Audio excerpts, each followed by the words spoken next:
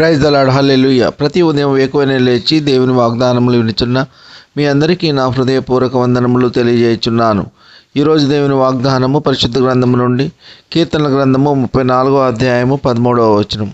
చెడ్డ మాటలు పలుకకుండా నీ నాలుకను, కపటమైన మాటలు పలుకకుండా నీ పెదవులను కాచుకునుము. ఆమెన్, హల్లెలూయా.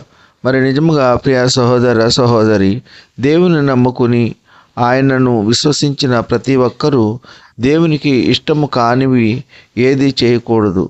ఆయన మనకు బైబిల్ ద్వారా తెలియజేసిన సంగతులన్నీ పాటించాలి.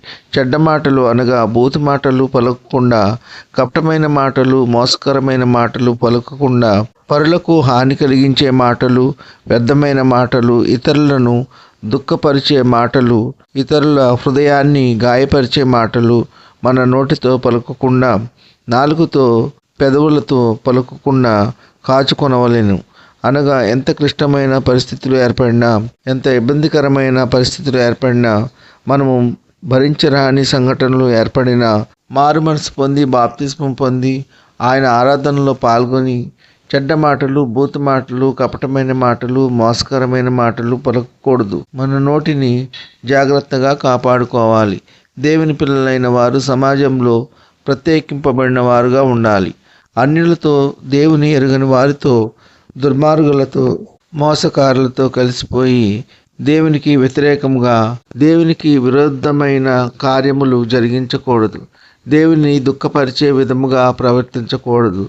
క్రైస్తవులు అనబడిన వారు ప్రత్యేకింపబడిన వారు గనుక ఇతరుల వలె దుర్భాషలు, బూతు మాటలు నోటితో పలకకూడదు. మోసకరమైన మాటలు పలకకూడదు. నోటితో మంచి మాటలు పలకవలెను. మేలుకరమైన మాటలు మాట్లాడవలెను. సత్యమునే పలకవలెను. ఇతరులను సంతోషపరిచే మాటలు పలకవలెను. ఈ కొద్ది మాటలు దేవుడు దీవించునుగాక. ఆమెన్. ప్రార్థన. కృపా సత్య సంపూర్ణ మీ ఘనమైన ఉన్నతమైన నామమునకు వేలాది వందనాలు స్తుతులు చెల్లించున్నాము తండ్రి. మీరు గొప్ప దేవుడు, శక్తివంతుడు, సర్వాధికారివి. యేసయ్య మీకు స్తోత్రములు. ఈ వేకువనే లేచి ఎందరైతే మీ యొక్క వాక్యమును విని మిమ్మల్ని అంగీకరించి ఉన్నారో అటువంటి వారిని అందరినీ దీవించండి, ఆశీర్వదించండి. ఎందరైతే మీ యొక్క వాక్యమును వినక లోకము తట్టు, పాపము తట్టు తిరిగి ఉన్నారో అటువంటి వారందరూ మీ యొక్క వాక్యమును విని మారు మనసు పొంది మిమ్మల్ని స్తుతించి ఆరాధించే కృప దయచేయండి. వాక్యం ద్వారా తెలియజేసిన రీతిగా చెడ్డ మాటలను, కపటమైన మాటలను, బూతు మాటలను పలకకుండా నాలుకను, పెదవులను మా ఆధీనంలో ఉంచుకోవాలని వాక్యం ద్వారా తెలియజేసి ఉన్నందుకు మీకు స్తోత్రములు. ఉద్యోగం లేని వారికి ఉద్యోగములు దయచేయండి.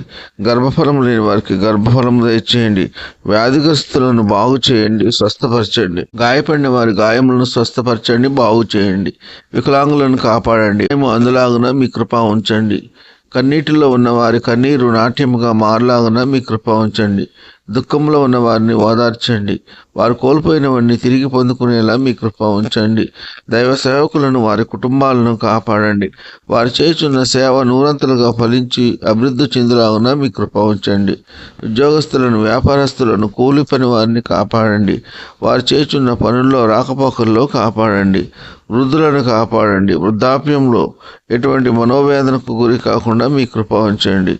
యవనస్తులను కాపాడండి. యవన కాలంలో ఎటువంటి చెడు వ్యసనములకు బానిసలు కాకుండా తల్లిదండ్రుల మాట విని భయభక్తులు కలిగి జీవించే కృప దయచేయండి. ఈ కొద్ది మనవులు ప్రభు అయిన యేసుక్రీస్తు పేరు వేడుకుంటున్నాం తండ్రి. ఆమెన్. విన్న వాక్యము దీవెనకరంగా ఉన్నట్లయితే లైక్ చేయండి, షేర్ చేయండి, సబ్స్క్రైబ్ చేసుకోండి. మీ సహోదరుడు Kola Daniel. God bless you.